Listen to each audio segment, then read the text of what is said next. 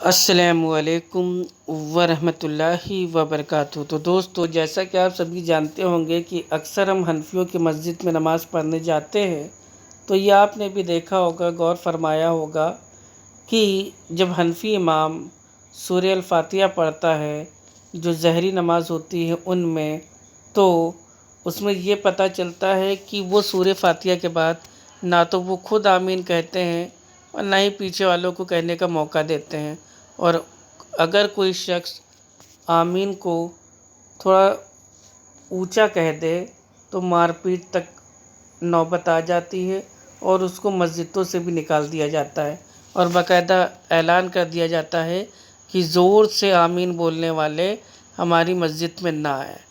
تو آئیے دیکھتے ہیں، اگر امام صاحب وہ نماز پڑھا رہے ہیں باجماعت، اور وہ بھی ظہری نماز، یعنی کہ جو زور سے نماز پڑھی جاتی ہے، لاؤڈ، یعنی کہ جیسے فجر کی ہو گئی، مغرب کی ہو گئی، عشاء کی ہو گئی، تو یہ ہوتی ہے نماز ظہری۔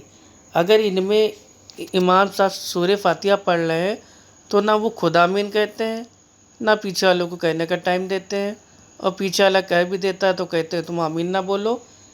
آئیے دیکھتے ہیں آخر ایسا کیوں۔ تو ہمارا منہج تو یہ ہے کہ آمین کہنا چاہیے۔ آئیے دیکھتے ہیں۔ حدثنا عبد الله بن يوسف قال أخبرنا مالك عن ابن شهاب عن سعيد بن المسيب وأبي سلمة بن عبد الرحمن أنهما أخبراه عن أبي هريرة أن النبي صلى الله عليه وسلم قال إذا أمن الإمام فأمنوا فإنه من وافق تأمينه تأمين الملائكة غفر له ما تقدم من ذنبه. وقال ابن شهاب وكان رسول الله يقول آمين. سعید بن مسیب اور ابو سلمہ بن عبد الرحمن نے حضرت ابو ہریرہ رضی اللہ تعالیٰ عنہ سے خبر دی کہ رسول اللہ صلی اللہ علیہ وسلم نے فرمایا کہ جب امام آمین کہے تو تم بھی آمین کہو، کیونکہ جس کی آمین ملائکہ کی آمین کے ساتھ ہو گئی اس کے تمام گناہ معاف کر دیے جائیں گے۔ ابن شہاب نے بیان کیا کہ رسول اللہ صلی اللہ علیہ وسلم آمین کہتے تھے۔ صحیح بخاری حدیث نمبر 780۔ الحمدللہ۔ تو اس میں اللہ کے نبی صلی اللہ علیہ وسلم خود فرما رہے ہیں کہ جب امام سورہ فاتحہ کے بعد آمین کہے تو تم بھی آمین کہو، اور جس کی آمین فرشتوں کی آمین کے ساتھ اگر وہ میچ ہو جائے گی تو اللہ سبحانہ وتعالیٰ اس کے گناہوں کو معاف کر دے گا۔ لیکن آج حنفی مسجد میں آپ اپنے دل پہ ہاتھ رکھ کے کہیے، کتنی ایسی مسجدوں کے امام ہیں، کیا وہ سورہ فاتحہ کے بعد کیا وہ آمین بولتے ہیں؟ کیا اس آمین کی آواز آپ کے کانوں میں آتی ہے؟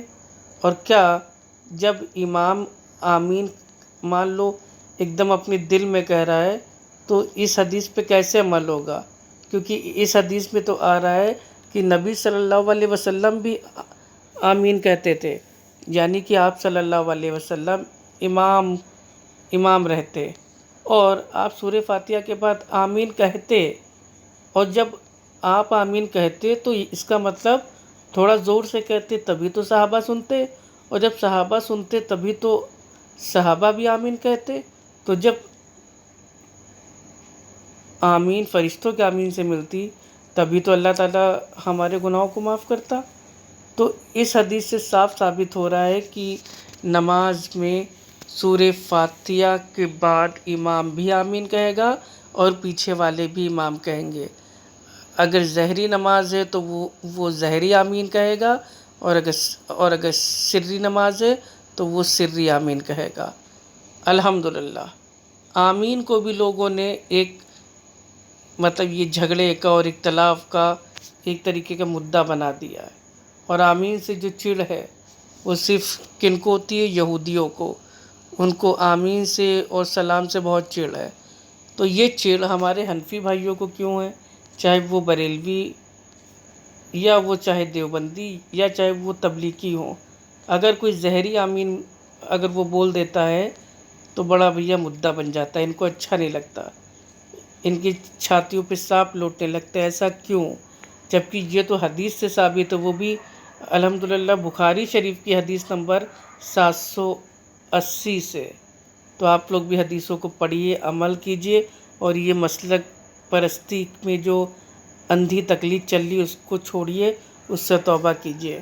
السلام علیکم ورحمۃ اللہ وبرکاتہ۔